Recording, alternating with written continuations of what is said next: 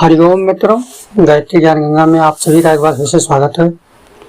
मित्रों, आज हम चर्चा करने वाले हैं गायत्री मंत्र साधक के पास सिद्धियां स्वतः ही क्यों आ जाती है। आज इसी के विषय में हम बात करेंगे।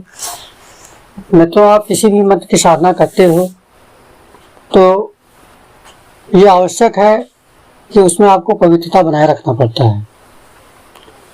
तो जैसे ही आप मंत्र की साधना करते हैं तो सिद्धियां तो आती ही आनी है। अगर व्यक्ति ध्यान पूर्वक अपने देवता के स्वरूप का ध्यान करते हुए मंत्र का जाप करता है तो उसे सिद्धियां प्राप्त होती हैं। ये सत्य है, क्योंकि सिद्धि जो है साधना का प्रतिफल होती है। और गायत्री साधक को किसी भी मंत्र साधक के अपेक्षा जल्दी सिद्धियां प्राप्त हो जाती हैं, और जो सिद्धियां मिलती है वो दीर्घकालिक होती हैं। लेकिन अन्य मंत्रों के साधकों को जो सिद्धियां प्राप्त होती हैं वो दीर्घकालिक नहीं होती हैं। तो इसी विषय पर आज हम बात करेंगे और बताएंगे कि ऐसा होता क्यों है। क्योंकि सबसे बड़ा तत्व है पवित्रता और शुद्धता। साधक के अंदर जितना अधिक पवित्रता होगा, जितना अधिक शुद्धता होगा, जितने अधिक उसके अंदर दूसरों के कल्याण करने की भावना होगी, लोभ, लालच, अहंकार, इन सभी वृत्तियों से जो मुक्त होगा, स्वतः ही वह सिद्ध हो जाता है। तो जो गायत्री साधक होता है, गायत्री साधना का प्रतिफल यही होता है कि जो गायत्री साधना करते हैं वह उनका अंतःकरण पवित्र हो जाता है। उनके अंदर से सारे दोष, दरिद्रता, दुख का नाश हो जाता है। क्योंकि गायत्री जो है समस्त वेदों की जननी है, समस्त ज्ञान का भंडार है। जब व्यक्ति के अंदर इस दिव्य गायत्री मंत्र का जाप करते करते ज्ञान का उदय होता है तो व्यक्ति स्वतः ही सात्विक, परोपकारी, दयावान, दिव्य गुणों को धारण करने वाला बन जाता है। और जब साधक के अंदर दिव्य गुण आ जाते हैं, अंतःकरण पवित्र हो जाता है, तो सिद्धियां भी अपने आप स्वतः खींची हुई चली जाती हैं। पाप नष्ट हो जाता है तो कुंडलिनी शक्ति जागृत होती है। कुंडलिनी शक्ति तभी जागृत होगी जब आपका संपूर्ण पाप आपके शरीर से नष्ट हो जाए। पाप का एक भी अंश अगर आपके शरीर में है तो पूर्णतः कुंडलिनी शक्ति का जागरण होना संभव नहीं है।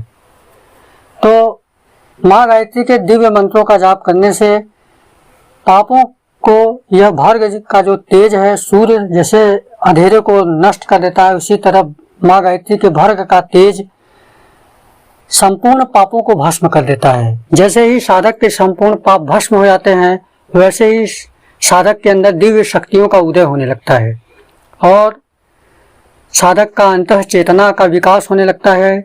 साधक प्रसन्न रहने लगता है, उसके अंदर प्रसन्नता का भाव रहेगा, करुणा का भाव रहेगा और लोगों के प्रति दया का भाव रहेगा। तो साधक का जीवन अपने आप ऋषियों जैसा हो जाता है।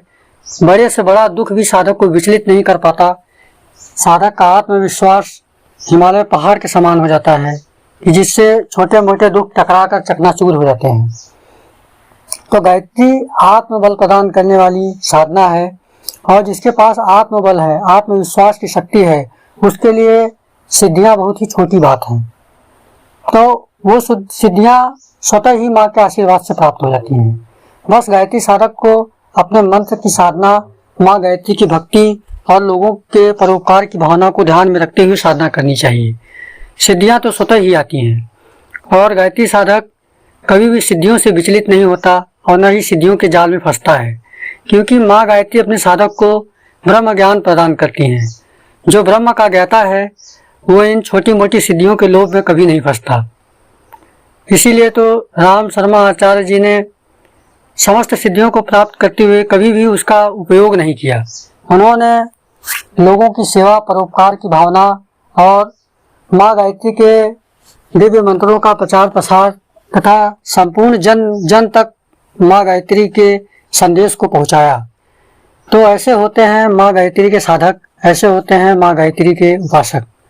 तो जो माँ गायत्री की उपासना करते हैं वो पवित्र हो जाते हैं, पापों से मुक्त हो जाते हैं और समस्त सिद्धियों, रिद्धि सिद्धियों को प्राप्त करने वाले, समस्त ऐश्वर्य को प्राप्त करने वाले, दरिद्रता उनसे कोसों दूर रहती है, उनका जीवन फूलों के समान महकता है और भौतिकता पर विजय प्राप्त कर लेते हैं।